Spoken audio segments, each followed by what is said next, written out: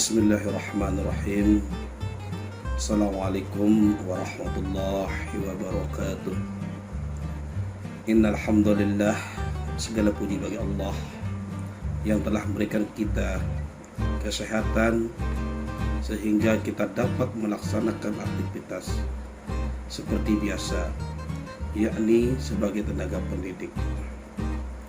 Pada kesempatan kali ini saya akan menyampaikan materi akhlak tasawuf yang akan mengkaji sumber ajaran, tujuan, dan sejarah tasawuf. Sebelumnya, saya Ahmad Sabeni, dosen Sekolah Tinggi Ilmu Syariah Haji Abdul Rashid. Sebelum kita memulai alangkah lebih bijaknya, kita saling mengingatkan jika kita perlu mengingat moderasi beragama. Untuk itu, mari kita berucap bersama, salam moderasi. Tasawuf adalah cabang spiritual dalam Islam yang mengajarkan pemahaman mendalam tentang hubungan antara manusia dengan Allah dan mencari pengalaman langsung dengannya. Ajaran tasawuf tidak hanya berfokus pada aspek hukum dan doktrin agama, tetapi lebih pada aspek batiniah dan pengembangan diri. Tujuan adalah mencapai cinta dan kedekatan dengan Tuhan melalui transformasi spiritual dan moral. Dalam mata kuliah akhlak tasawuf ini memiliki capaian pembelajaran mata kuliah. Mahasiswa memahami esensi akhlak tasawuf dan kedudukan dalam struktur pengetahuan keislaman serta keberadaannya, masa sekarang dan yang akan datang, dan menghargai nilai-nilai yang berkembang dalam masyarakat dengan bijaksana. Sub capaian pembelajaran kuliah, sumber ajaran, tujuan, dan sejarah tasawuf, di mana indikatornya ketepatan menjelaskan tentang sumber ajaran, tujuan, dan sejarah tasawuf. Sumber ajaran tasawuf. Yang pertama, Al-Quran.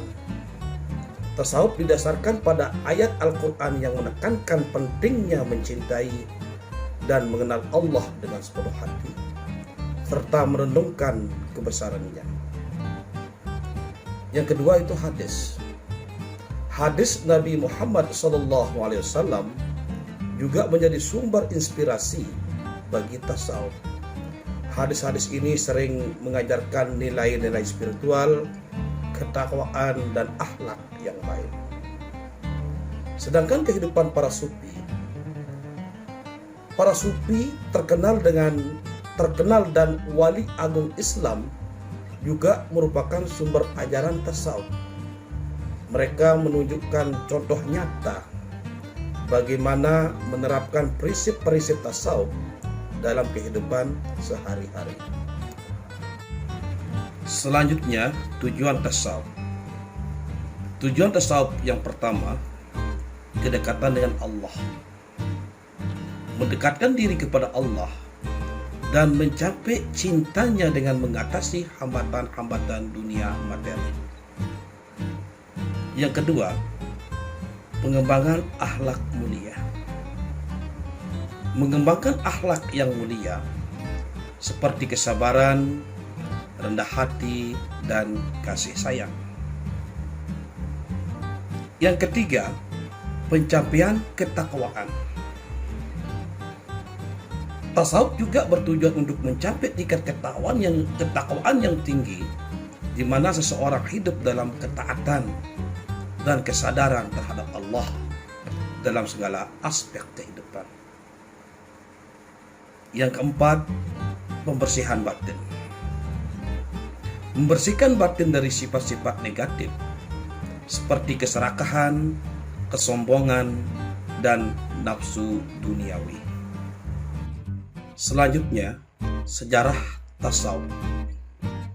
Sejarah tasawuf mencakup beberapa tahapan penting dalam perkembangannya, dari awal mula hingga zaman modern.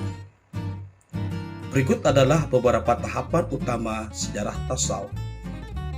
Yang pertama, periode awal pada abad ke-7 hingga abad ke-8. Tasawuf muncul sejak awal perkembangan Islam sebagai respon terhadap fokus pada hukum dan doktrin agama. Beberapa tokoh awal seperti Hasan al-Basri pada tahun 642 sampai 728 Hijriah dan Rabi al-Adawiyah pada tahun 714 sampai 801 Hijriah mulai menekankan pentingnya aspek spiritual dan hubungan batiniah dengan Allah. Periode ini ditandai oleh praktik-praktik sederhana dan kontemplasi spiritual. Yang kedua, periode pembentukan abad ke-9 hingga abad ke-12. Pada abad-abad berikutnya, tasawuf berkembang menjadi gerakan yang lebih struktur dan terorganisir. Tokoh seperti Al-Junaid pada tahun 830 sampai 910 Hijriah dan Abu Hamid Al-Ghazali pada tahun 1058 sampai 1111 Hijriah memainkan peran penting dalam membentuk ajaran dan metodologi tasawuf. Persaudaraan sufi mulai muncul seperti Qadariyah, Naqsabaniyah, dan Surawardiyah yang memiliki penekanan khusus pada praktik dan pendekatan tertentu dalam pencarian spiritual. Yang ketiga, periode puncak pada abad ke-13 hingga abad ke-16. Pada periode ini, tasawuf mencapai puncak dalam hal pengaruh dan perkembangannya.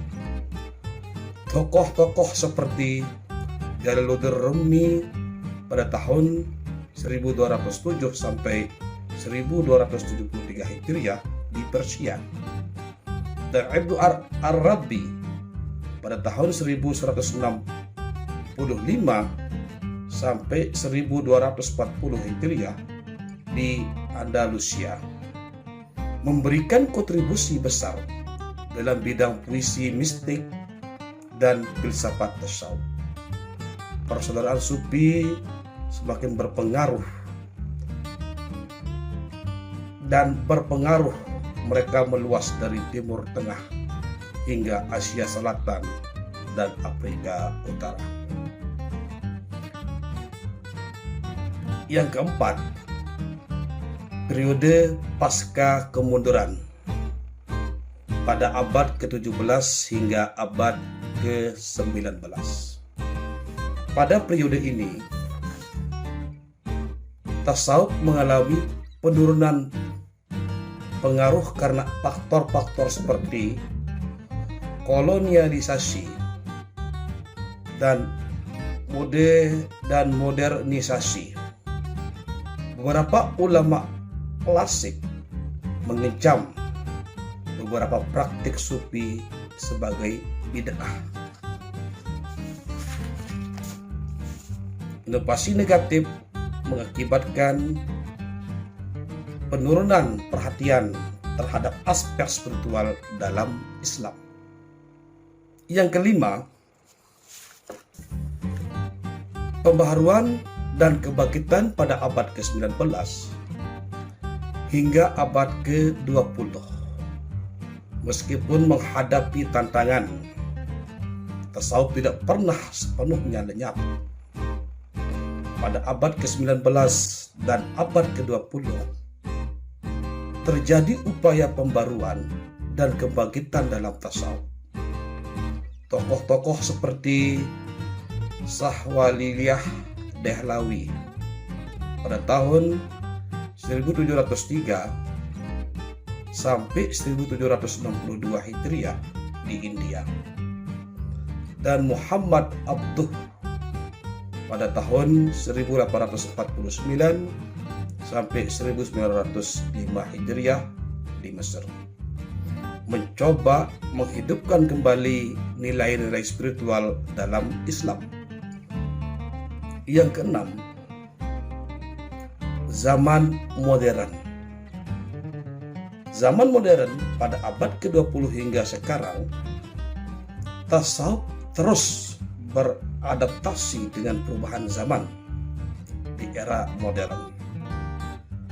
Ada berbagai pendekatan dan interpretasi tasawuf yang mencoba menghubungkan ajaran-ajaran tradisional dengan konsep kontemporer.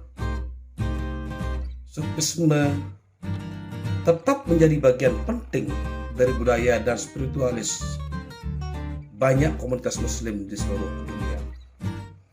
Tahapan-tahapan ini mencerminkan bagaimana tasawuf telah berkembang dari awal mulai hingga saat ini, menghadapi tantangan dan perubahan dalam sejarah Islam dunia secara keseluruhan. Pesan: jangan sombongkan diri biar dikatakan bertasawuf, tapi jadilah manusia biasa yang paham akan tasawuf.